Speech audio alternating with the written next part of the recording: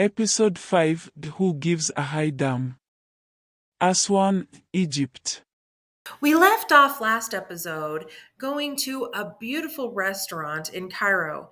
And on the way there, crazily enough, there was this car up in the air. And I sat there and I stared at it for just a minute, thinking, what's going on here? And I saw other cars in line. And that's when it dawned on me this was a car wash. It was such an unusual car wash. I've never seen anything like it before in my life. It was very peculiar. But it took a long time to get to Cairo, so you might as well see the sights on the way. And by the time we got to the restaurant, it was already dark and the outside was lit up. It was so beautiful. It reminded me of an Indian style kind of restaurant with all the bright colors, the paint, and the beautiful contemporary architecture. Very beautiful. And I walked in and I was watching everybody sit down, and there was no more tables or chairs left for me, so I just kind of tucked myself into the corner and hoped that people would scoot over and stuff like that, and they did. But I was watching everybody fill up their plates with all of this stuff, rice and beets and cabbage and other things, and of course the bread was going around too. And I sat there with an empty plate wondering where the lamb logs and the pigeon was. And I sat there and I sat there and I sat there some more, and the lamb logs never came out, nor the pigeon. The pigeon never came out. So I sat there some more, and at this time I was very, very hungry, ravenous, in fact. And I actually thought about sneaking some beets and some cabbage and maybe some bread. I was getting really hungry. And all of a sudden, this big, huge leg showed up on my plate. It was a leg of something. It wasn't lamb, and it sure wasn't pigeon. I'm not sure what it was, but it was good, and I ate it. I ate it all to pieces. I'm telling you, it was delicious.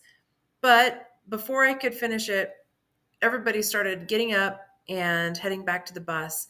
And I was like, wait, I'm coming, I swear. So I piled everything into my mouth and I finished, and then I got up and I scurried back to the bus, and that's when we headed back to the hotel for the night. I was exhausted at this point. My edema was going down. Fortunately, I was drinking a lot more water, which was very important at this point in time. And I was using less electrolytes to flavor the warm water. Again, never liked warm water.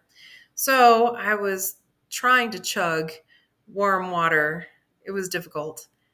And got to the hotel. I needed to do some laundry.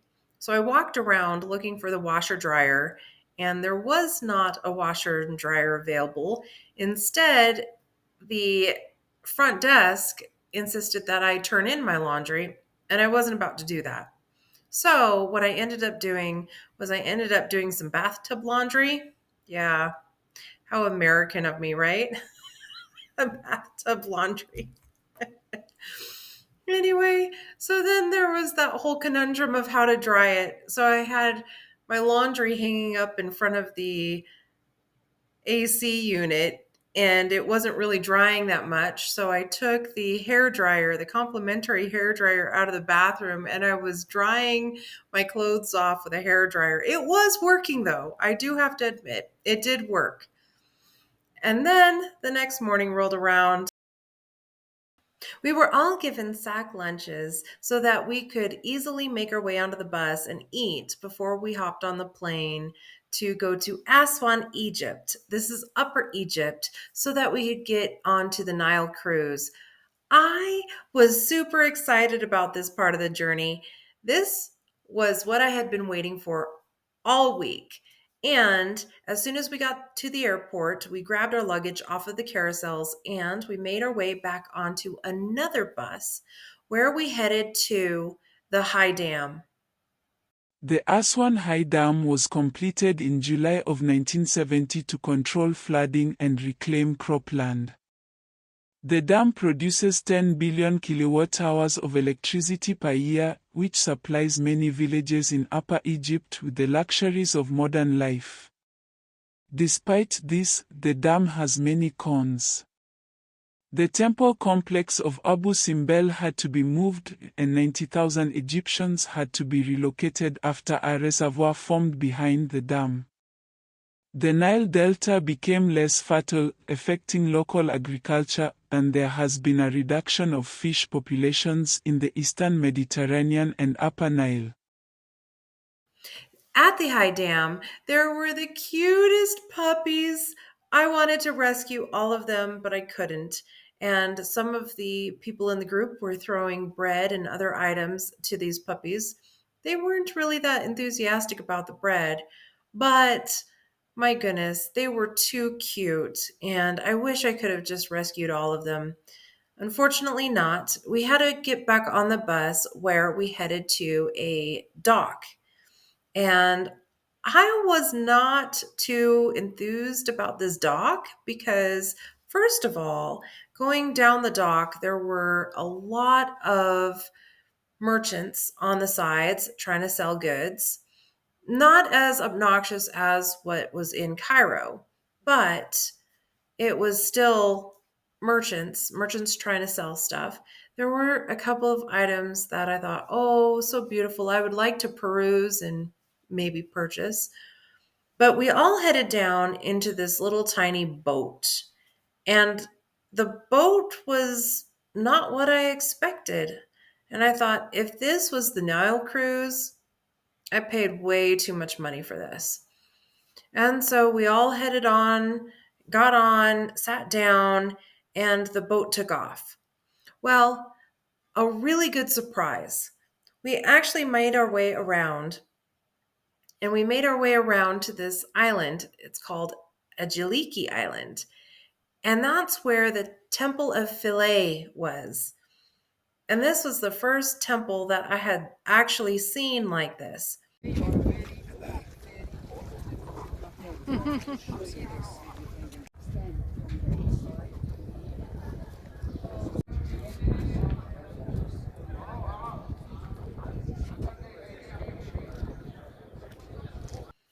Wall to wall, floor to ceiling, even on the ceilings, beautiful hieroglyphics, beautiful artwork. And a lot of the artwork was modern. Modern for Egypt, I guess. It was more modern than the pyramids. And I was absolutely astonished that this work could be done so elegantly.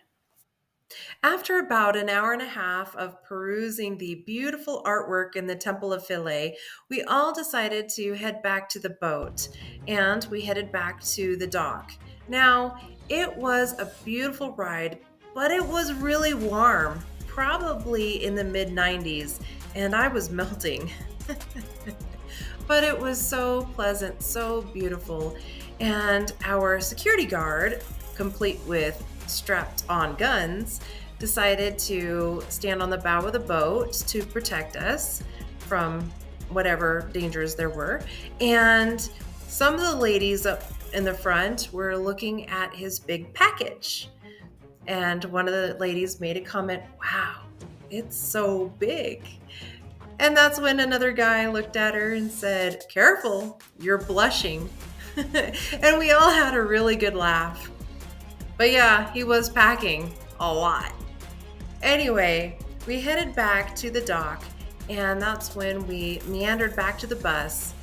And the most exciting part of the trip was heading back to Aswan, the Upper Nile, and that's when we got on our cruise ship. I guess it's the cruise ship. It's a small ship, big boat, but it's a Nile cruise ship. And when in Egypt,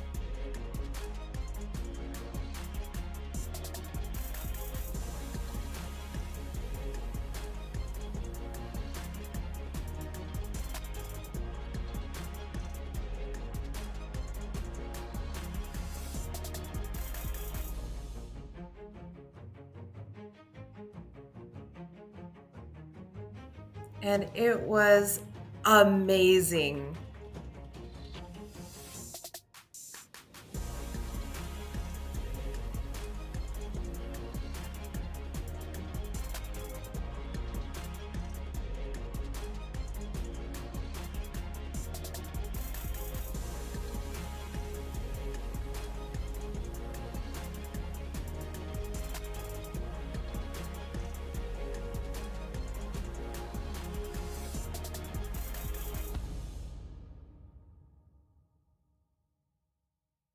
Then we all headed down to the mess hall to eat lunch.